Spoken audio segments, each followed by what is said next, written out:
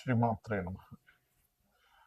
మనకి పంచగ్రహ కూటమి మరలా ఫిబ్రవరి 17వ తేదీ రాబోతుంది.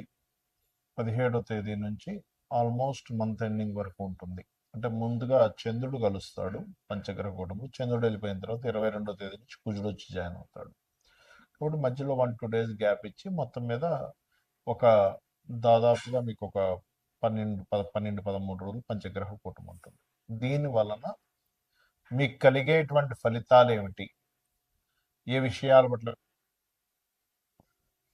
అదేవిధంగా మీరు చూడండి, వల్ల రేపు మనం ఎప్పటి నుంచో చెప్పుకుంటూ వస్తున్నాం. చాలా విచిత్రాలు జరుగుతాయి, చాలా అప్ అండ్ డౌన్ జరుగుతాయి. అదేవిధంగా షేర్ మార్కెట్ క్రాష్ అవుతుంది, గోల్డ్ రేట్లు సిల్వర్ రేట్లు పెరగడాలు తరగడాలు విపరీతంగా అవుతుంటాయి అనుకున్నాం. మరి ఇందులో ఇన్వెస్ట్మెంట్స్ చేసే వాళ్ళ పరిస్థితి కూడా ఏంటి, దానికి కూడా అసలు ఎటువంటి జాగ్రత్తలు తీసుకోవాలి అనేటువంటి విషయాలు కూడా తెలుసుకుందాం. అయితే ఈ యొక్క అంశాలు చెప్తుంది నేనైనప్పటికీ చెప్పిస్తుంది సాక్షాత్ లలిత అమ్మవారిగా భావిస్తూ ఒక్కొక్కటిగా మనం తెలుసుకుందాం. మకరం వారి గనక చూసుకున్నట్లయితే మీకు ధనస్థానంలో, కుటుంబ ధనస్థానాల్లో గ్రహణము పంచగ్రహ కూటమి ఏర్పడుతుంది. మరి ఈ యొక్క గ్రహకూటం వల్ల మనం గతంలో కూడా చెప్పుకున్నాం, ఈ బంగారం సిల్వర్ రేట్లు విపరీతంగా పెరగడం, ఫ్లక్చువేషన్స్ ఏర్పడడం, షేర్ మార్కెట్ క్రాష్ అవ్వడం ఇవన్నీ జరుగుతాయని. అయితే దీనివల్ల ఇన్వెస్ట్మెంట్ చేసేవారు ఎటువంటి నిర్ణయాలు, ఎటువంటి జాగ్రత్తలు తీసుకోవాలి, మరియు ఈ పంచగ్రహ కూటమి ధనస్థానంలో ఏర్పడుతున్నందుకు మీకు కలిగే ఫలితాలు ఏమిటి, దేవతారాధన ఏమిటి, మరియు ఎటువంటి జాగ్రత్తలు తీసుకోవాలనేటువంటి అంశాలు చెప్తుందని అయినప్పటికీ చెప్పిస్తుంది సాక్షాత్ లలిత అమ్మవారిగా భావిస్తూ ఆ యొక్క అమ్మవారి యొక్క అనుగ్రహం మీకు పరిపూర్ణంగా కలగాలని మనస్ఫూర్తిగా కోరుకుంటూ, ముఖ్యంగా మీకు ధనస్థానంలో గ్రహణం పట్టినందుకు, అధిక గ్రహాలు ఉన్నందుకు ఇక్కడ 2 రకాల ఫలితం ఇస్తూ ఉంటుంది. ఫైనాన్షియల్ అండ్ కుటుంబ సంబంధించినటువంటి విషయాల వల్లే మీరు కొంత ఇబ్బంది పడ్డము, ధనపరంగా 4 రకాలుగా ధనకు సంబంధించినటువంటి క్రియేట్ అవ్వడం కూడా జరుగుతూ ఉంటుంది. అంటే మనం చూడండి, దీని నుంచి కూడా నేను కొంచెం ధనం పొందాలి, దాని నుంచి కూడా ఆ బిజినెస్ చేయాలి, దీన్ని చేయాలి, అది చేయాలంటూ ఉంటాం. వాటి మూలంగా కూడా మీకు యోగం ఉంటుంది. అలాగే 3వ స్థానంలో ఎప్పుడైతే శని ఉన్నాడో, సాటర్న్ 3లో ఉండడం మంచిదే. కాకపోతే కొన్ని కమ్యూనికేట్ చేసేటప్పుడు కొంత జాగ్రత్తగా ఉండండి. ఇక్కడ కూడా మీరు కొంచెం ఈ ప్రాపర్టీ డీల్స్ విషయంలో కొంత జాగ్రత్తగా ఉండాలి. రాజకీయ నాయకులకు మంచి సమయమే ఉంది చెప్పాలంటే, రుణాలు కూడా లభిస్తాయి. ఉన్న రుణాలు కూడా తీర్చుకునేటువంటి పనిలో ఉంటారు. కాకపోతే ఇక్కడ కుటుంబ వ్యవహారాల విషయంలో, కుటుంబ స్థానంలో ఏర్పడుతున్నందుకు కొంత వివాహ నిర్ణయాలు, అందులో ముఖ్యంగా సెకండ్ మ్యారేజ్ కోసం ప్రయత్నం చేసేటువంటి వారు మరింత జాగ్రత్త వహిస్తూ ఉండాలి. అలాగే వాహనం మీద వెళ్ళేటప్పుడు కాస్త అతివేగం పనికిరాదు, అష్టమ స్థానంలో కేతు ఉన్నందుకు. మరియు ఉద్యోగ అవకాశాలు అయితే బ్రహ్మాండంగా వస్తాయి, ఫైనాన్షియల్ గ్రోత్ ఖచ్చితంగా ఉందందరూ ఎటువంటి సందేహం లేదు. అలాగే ఇక్కడ మీరు నిత్యము కూడా లలిత అమ్మవారి యొక్క ఆరాధన చేస్తూ ఉండండి. ఎంత మీరు లలిత చేస్తుంటే అంత బాగుంటుంది. కాకపోతే ఎట్టి పరిస్థితుల్లో వివాహ నిర్ణయాలు తీసుకోకపోవడమే కరెక్ట్. లాంగ్ జర్నీస్ వెళ్ళేటప్పుడు కూడా కాస్త ముఖ్యంగా బుధవారాలు చూసుకుంటూ ఉండండి. సోమవారాలు ఎట్టి పరిస్థితుల్లో వివాహ నిర్ణయాలు, వివాహ సంబంధించిన విషయాలు మరియు పార్ట్నర్షిప్స్ తీసుకోవడం కూడా సోమవారాలు చేయకండి. ఇక్కడ గ్రహాలన్నీ కూడా మనకి సెకండ్ హౌస్లో ఉన్నప్పుడు ధనయోగాన్ని ఇస్తుంటాయి, కానీ ఈ పార్ట్నర్షిప్స్ విషయంలో చిన్న వివాదాలు కూడా కలిగింపజేస్తూ ఉంటుంది. కాబట్టి మీరు నిత్యము కూడా ఓం దుమ్ దుర్గాయ నమః, ఓం మహాగణాధిపతయ నమః అనే మంత్రం చేయండి. మరియు వివాహం కోసం బాగా ఇబ్బంది పడుతున్న వారు, జీవిత భాగస్వామితో ఇబ్బంది పడుతున్నటువంటి వారు ఓం కామేశబద్ధ మాంగళ్య సూత్ర శోభిత కందరాయ నమః అనే మంత్రం చేస్తే వివాహం సంబంధించిన విషయాలు బాగుంటుంది. ఓం శివకామేశ్వరంకస్త శివా స్వాధీన వల్లభాయ నమః చేయడం వల్ల బాగుంటుంది. ముఖ్యంగా ఈ పంచగ్రహ కూటమి ఏర్పడినందుకు మనం లాస్ట్ టైం జనవరి మాసంలో కూడా పంచగ్రహ కూటమి ఏర్పడింది. ఆ సమయంలో చండీ హోమం అందరికీ ఫ్రీగా చేసి పెట్టాము. అప్పుడే మనం అనౌన్స్మెంట్ చేసాం, నెక్స్ట్ మంత్ క్షేత్రంలో జరుగుతుందని. కామాఖ్య శక్తిపీఠంలో ఈసారి 17, 18, 19 తేదీల్లో 17వ తేదీ గణపతి మరియు లలిత హోమము 18వ తేదీ నవగ్రహ హోమము 19వ తేదీ చండీ హోమం జరుగుతుంది. ఆ హోమం జరిగిన తర్వాత రుద్రాక్ష, ఆ హోమంలో పూజలో పెట్టినటువంటి రుద్రాక్ష మరియు అదేవిధంగా హోమ భస్మము, ప్రసాదము, డ్రై ఫ్రూట్స్ ప్రసాదము మరియు అదేవిధంగా ఆ యొక్క సింధూర్ మనకి ఏదైతే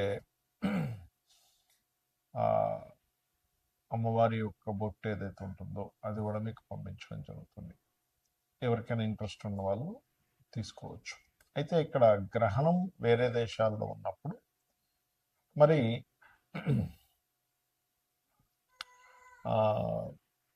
ఆ యొక్క దేశాలలో ఉండేటువంటి వారికి మాత్రమే ఈ గ్రహణ ప్రభావం పడుతుంది. గుర్తుపెట్టుకోండి, ఇండియాలో ఉండే వాళ్ళకి కాదు. ఇండియాలో ఉండేటువంటి శ్రీమూర్తి ఎవరు కూడా గర్భంతో ఉన్నటువంటి వారు, దాని గురించి ఏమీ టెన్షన్ పడాల్సిన అవసరం లేదు. రైట్.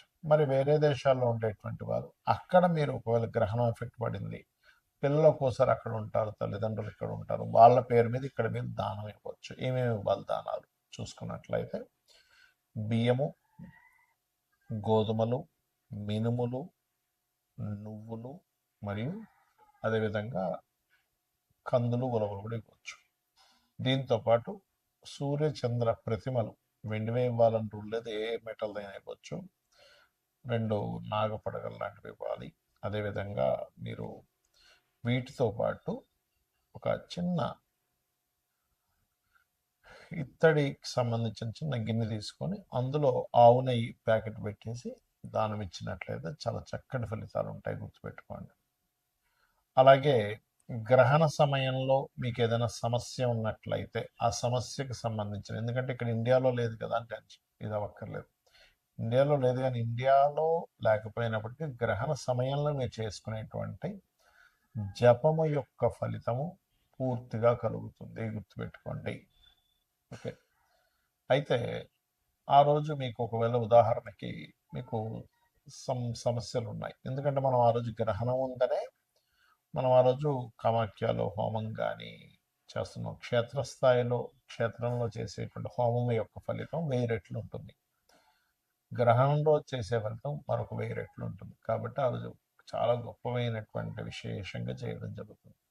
సరే, మీరు మీ మటుకు మీరు ఏదైనా మంత్రం చేసుకోవాలి, మీ ఇష్టదైవ మంత్రం చేసుకోవచ్చు, మీ గురువుల దగ్గర పొందిన మంత్రాన్ని మీరు చేసుకోవచ్చు చక్కగా, మరి ఎటువంటి సందేహం లేదు. అలాగే ఇక్కడ మీరు ఏదైతే లలిత అమ్మవారికి సంబంధించింది అనుకుంటారు, లలిత సహస్రనామాలు, విష్ణు సహస్రనామాలు, శివ సహస్రనామాలు కూడా చేసుకోవచ్చు. దీంతోపాటు ఫైనాన్షియల్ ఇబ్బంది పడుతున్నటువంటి వారు ఓం సంపత్కరి సమారూఢ సింధుర వ్రత సేవితాయ నమః అని చేసుకోవచ్చు. అప్పులకు ఇబ్బంది పడుతుండేటువంటి వారు ఓం అపర్ణాయ నమః అని చేసుకోవచ్చు. ఇక ఫ్లక్చువేషన్స్ అవుతున్నాయని మనం చెప్పుకున్నాం ఈ పంచగ్రహ కూటముల వల్ల, గురువు అతిచారం వల్ల, గురువు మిథున రాశిలో ఉండడం వల్ల షేర్ మార్కెట్ కానీ బంగారు సిల్వర్ రేట్స్ కానీ మనం చెప్పుకున్నాం ఆల్రెడీ. విపరీతంగా పెరుగుతాయని చెప్పుకున్నాము, కొంత ఇబ్బంది వస్తుందని చెప్పుకున్నాం. మరి మీరు ఇబ్బంది పడకుండా ఉండాలంటే ఏం చేయాలి? ఏ రాశి వారైనా ఏ లగ్నం వాళ్ళైనా ముందుగా ధనాధిపతి, మీ లగ్నం నుంచి ధనాధిపతి ఎవరో తెలుసుకోండి, మీకు ధనాన్ని ఇచ్చే కారకుడు ఎవరో తెలుసుకోండి, ఆ అధిష్టాన దేవత ఆరాధన చేసుకోండి. ప్రతి లగ్నానికి ధనాధిపతి ఉంటాడు. అలాగే పంచమాధిపతి నిర్ణయం తీసుకునేటువంటి కారకుడు. ప్రజెంట్ పంచమ స్థానంలో కేతు ఉన్నాడు కూడా, న్యాచురల్ పంచమ స్థానంలో. అందరూ గణపతిని ధ్యానం చేయడం వల్ల మీరు ఎటువంటి రాంగ్ డెసిషన్స్ తీసుకోకుండా ఉంటారు. అలాగే మీ లగ్నం నుంచి పంచమాధిపతిని చేయడం వల్ల మీరు రైట్ టైంలో రైట్ డెసిషన్ తీసుకోవడం జరుగుతుంది. అలాగే ఇక్కడ మరొక విషయం ఏంటంటే లాభాధిపతి, వ్యయాధిపతి అంటే ఇన్వెస్ట్మెంట్స్ కారకుడు ఎవరైతే ఉన్నారంటే 12వ స్థానాధిపతి ఎవరో తెలుసుకొని దానికి సంబంధించిన దానము చేయాలి. లాభాధిపతిని చేయడం వల్ల ఏమవుతుందంటే సక్సెస్ రేట్ అనేది పెరుగుతుంది. ఇప్పుడు చూడండి, చాలామంది పలానా తక్కువ ఉన్నప్పుడు కొన్నామండి, పెరిగినప్పుడు భలే లాభాలు వచ్చాను ఆనందపడ్డ వాళ్ళు ఉన్నారు సొసైటీలో. ఇప్పుడు అయ్యో అనవసరంగా ఎక్కువ ఉన్నప్పుడు కొని ఇప్పుడు తగ్గాయని చెప్పి బాధపడ్డ వాళ్ళు ఉన్నారు. 2 రకాలుగా ఉంది ఇప్పుడు ప్రస్తుత పరిస్థితి. కానీ మీరు ఎక్కడా కూడా ఎక్కువగా ఉండి కొన్నప్పుడు తగ్గిపోయి ఇబ్బంది పడకుండా ఉండాలంటే ఈ నలుగురు అంటే ధనాధిపతి, పంచమాధిపతి ఆలోచనాకారకుడు, లాభాధిపతి, వ్యయాధిపతి, మీ లగ్నం నుంచి ఎవరు ఏ ఫలితాలు ఇస్తున్నారో తెలుసుకొని దానికి సంబంధించిన దానము మంత్రము చేయడం ద్వారా అనవసరంగా మీరు రాంగ్ ఇన్వెస్ట్మెంట్ చేసి ఇబ్బంది పడకుండా ఉండగలుగుతారు, గుర్తుపెట్టుకోండి. అలాగే ఈ యొక్క బంగారం సిల్వర్ యొక్క రేట్లు ఈ ఒక్కరోజు కాదు, గుర్తుపెట్టుకోండి. ఇది ఒక 1.5 year వరకు ఫ్లక్చువేషన్స్ జరుగుతూనే ఉంటాయి. విపరీతంగా పెరుగుతూ ఉంటుంది, విపరీతంగా తగ్గుతూ ఉంటుంది. కాబట్టి don't worry. Long term investment చేసే వాళ్ళకి ఇబ్బంది ఏమీ ఉండదు, గుర్తుపెట్టుకోండి. శ్రీమాత్రే నమః.